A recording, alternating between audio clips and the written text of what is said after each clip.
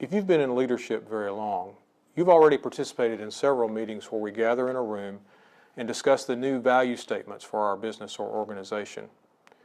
Pretty soon after some initial brainstorming and list making, we find ourselves discussing the nuances between phrases customer satisfaction and customer delight, or trying to craft a new phrase to be our special flavor of employee engagement.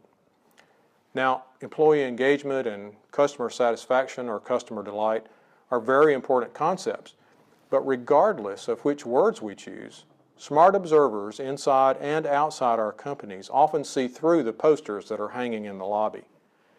Based on our actions, they will form their own opinions about what our values really are.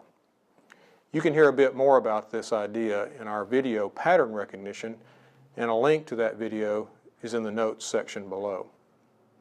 Bottom line, it's one thing to craft the words, it's another thing to make the values real in our businesses.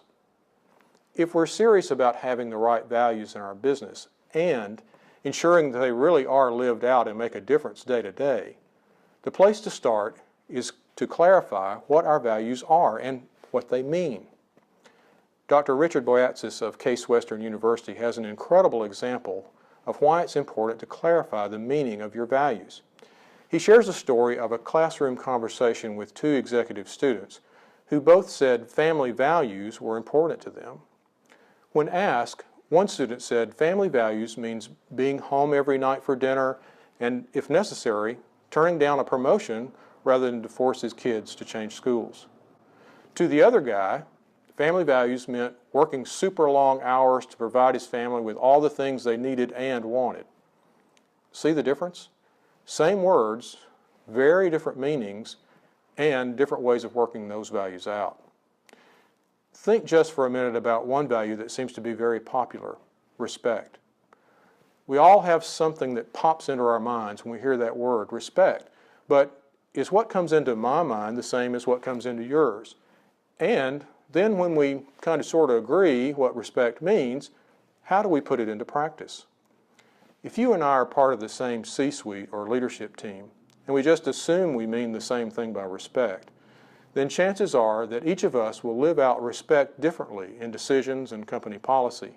And smart observers who have their own definition will notice that we aren't being consistent. And, well, you get the idea. The values will just appear to be some nice words that hang on a poster in the lobby.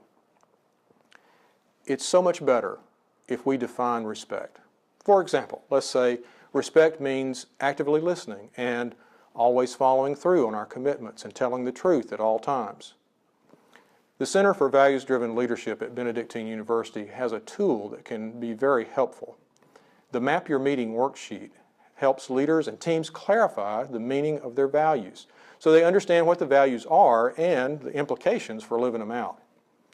The worksheet includes brief instructions, and the ebook has an example. Links to both the worksheet and the ebook appear in the notes below. There is a clear link between your company's profitability and your true values and culture.